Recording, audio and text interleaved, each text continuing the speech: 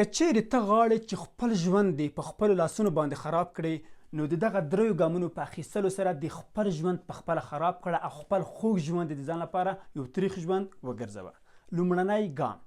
تل کوښښ کوه چې ځان دې د نورو سره پرتله کړې، ځان د نورو سره مقایسه کړې. که چیرې ته دا کار وکړې، تل به ناوړه احساس ولرې او هیڅکله به د یوه کار د ترسره کولو لپاره پوره انګیزه ونه لرې. که چیرې ته د خپل ژوند لومړنی پسرلی د یو بل کس د شلم پسرلي سره، د دېرشم پسرلي سره پرتله کوې، یا د یوه نوي کاروبار په پیل کې ته خپل ژوند د خپل کاروبار د لویو کاروبارونو سره پرتله کوې، یا د یو نوي مهارت د زده کړې په وخت کې، د نوې پوهې د ترلاسه کولو په وخت کې ځان د نورو سره پرتله کوې، ځان د نورو سره مقایسه کوې، تل به بې انګیزې وي او هیڅکله به د هغه کار د ترسره کولو لپاره پوره انګیزه ونه لرې او ناوړه احساس به ولرې.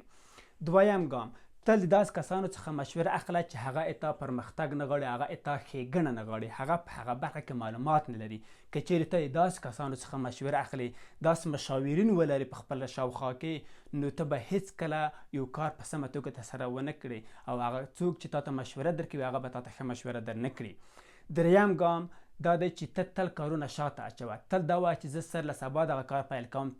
زه سر له شنبې دغه کار شروع کوم. که چیرې ته په دغه مرضۍ باندې اخته وي، ته په دغه ناروغۍ باندې اخته وي چې کارونه شاته اچوې، کارونه په خپل وخت نه ترسره کوې، کارونه همیشه